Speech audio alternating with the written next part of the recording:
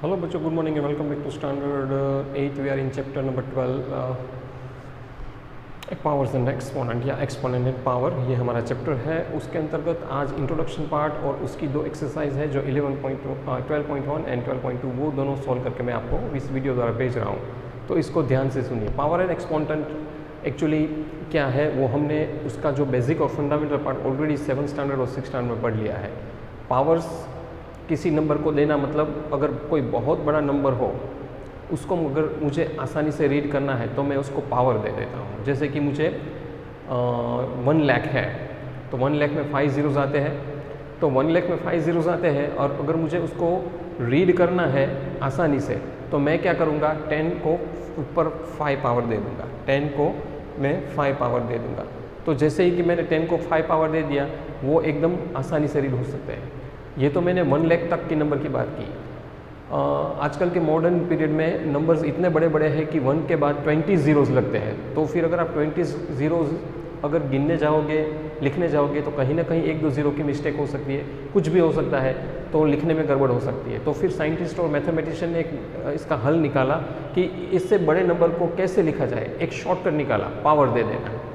जब आप पावर दे देते हो तो नंबर कितना भी क्यों बड़ा ना हो आप इसको आसानी से लिख भी सकते हो। सिर्फ उसके ज़ीरोज़ काउंट कर लो और लिख दो। जैसे कि 1 को मानो कि 1 को 10 ज़ीरोज़ है, 20 ज़ीरोज़ है, तो 1 ऊपर 10 रेज़ टू पावर 20 कर दो, राइट। जितने ज़ीरोज़ है उतना पावर लगा दो, तो आप कितना बड़ा नंबर भी बहुत शॉर्ट में और आसानी से लिख सकते हो। यही मेरा कहने का मतलब है।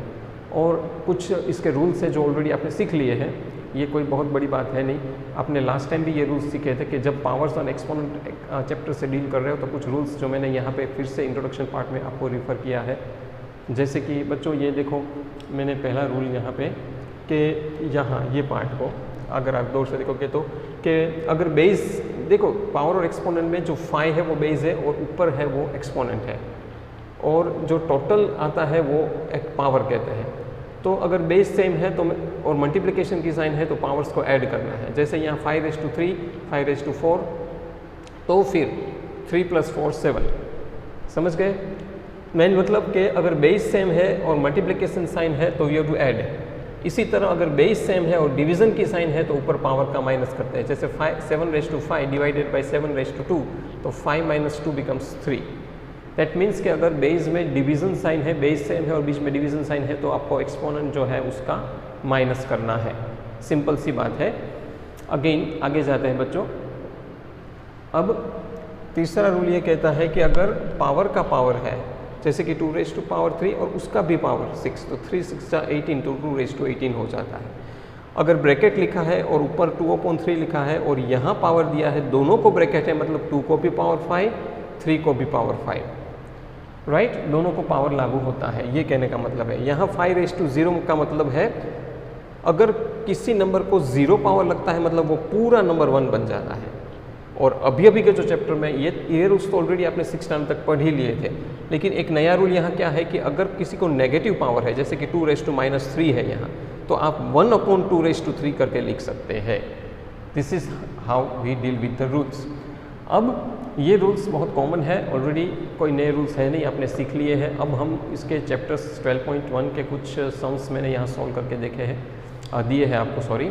तो उस रूल को या उस सम्स को अच्छी तरह से देखना ताकि आपको ये आ जाए। अब यहाँ पे देखो सिंप्लीफाई है पहला क्वेश्चन। 3⁻4 5/3⁴ मतलब ये पूरे ब्रैकेट को पावर 4 है। तो सबसे पहले आप क्या करोगे, इसको सभी को पावर दे दीजिए। यहाँ तो -3⁻4 है ही, वो मैंने दे दिया। यहाँ 5⁻4, 3⁻4 ऊपर नीचे पावर दे दिया और इसको सेपरेट कर दिया। अब देखो जब ऊपर नीचे होता है ये, दैट मीन्स के डिवीज़न है, तो -3⁻4 डिवाइडेड बाय 3⁻4। समझ गए? ऊपर नीचे होता है तो मतलब डिवीज़न होता है। तो -3⁻4 डिवाइडेड बाई -3 डिवाइडेड बाई 4। तो जब डिवीज़न करते हैं तो एक्सपोनेंट होता है उनका माइनस होता है। दैट मीन्स के बेस सेम है -3 और 3, तो -3 और 3 -3 होता है। -3⁻0 तो किसी भी नंबर को ⁻0 मतलब 1, और फिर बचा क्या, 5⁻4, तो 5⁻4।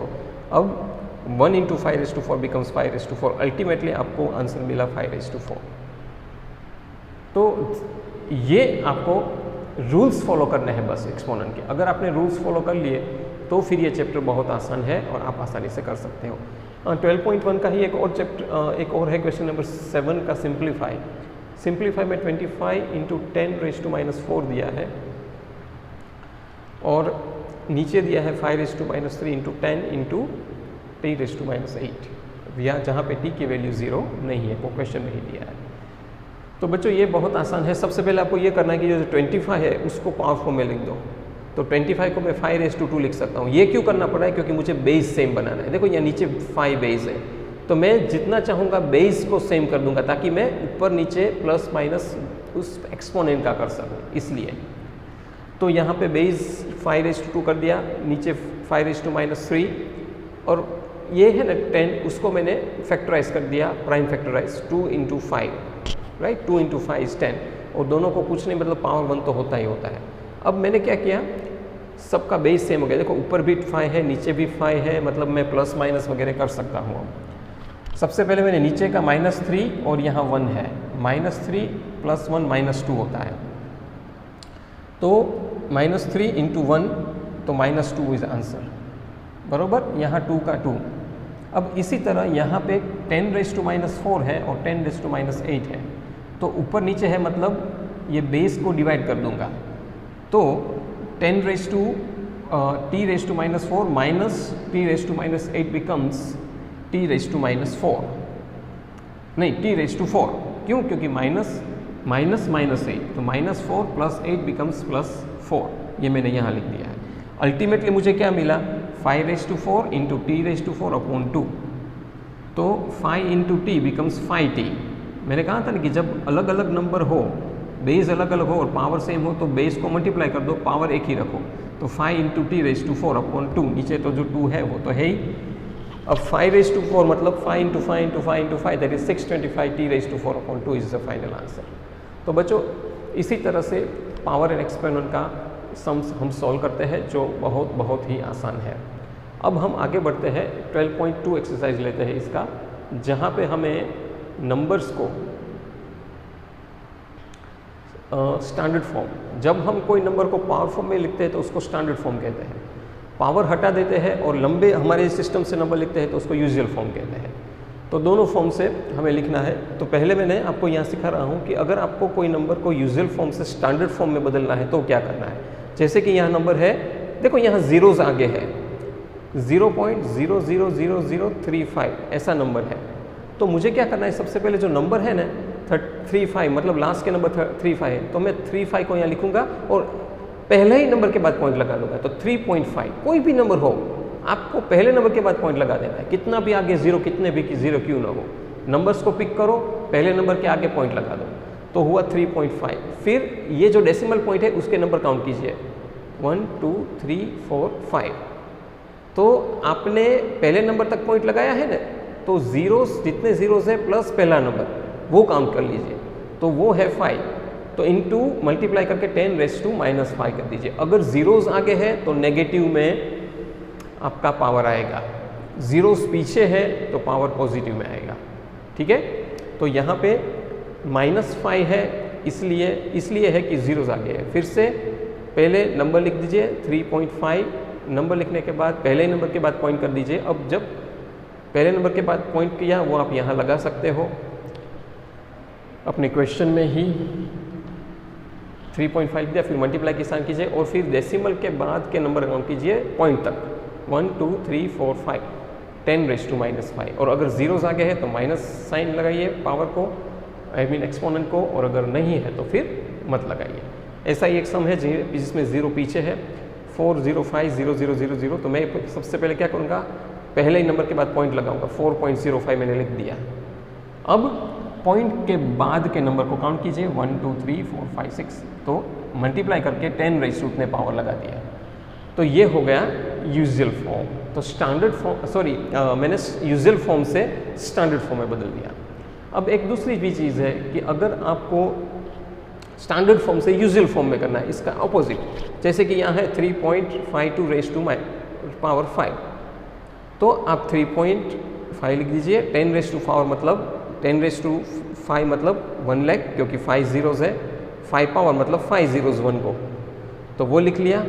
फिर आप क्या करोगे कि मल्टीप्लाई कर दोगे, तो 352 इंटू 1 लाख मतलब 352 को 5 ज़ीरो लगा दो, डायरेक्ट मल्टीप्लाई हो गया। उतना करने के बाद डेसिमल पॉइंट के बाद कितने डिजिट है, 2 डिजिट है, तो पीछे से 2 डिजिट काउंट करके डेसिमल लगा दीजिए। अगर जीरोज ही बचते तो उड़ा दीजिए। Ultimately answer is 3,52,000। सो ये हमने स्टैंडर्ड फॉर्म से यूजुअल फॉर्म में बदल दिया, या फिर एग्जैक्टली उसका रिवर्स। हाँ, एक और नेगेटिव साइन वाला भी है, 3 मल्टीप्लाई बाई 10 रेज टू -5। सबसे पहले क्या, आपको नेगेटिव साइन हटानी है। नेगेटिव साइन हटाने के लिए आपको इसको नीचे लिखना पड़ेगा, 3/10 रेज टू 5 नीचे लिख लिया, तो नेगेटिव साइन हट गई। अब 5 पावर है मतलब 3 के नीचे 1 लाख लिख दीजिए।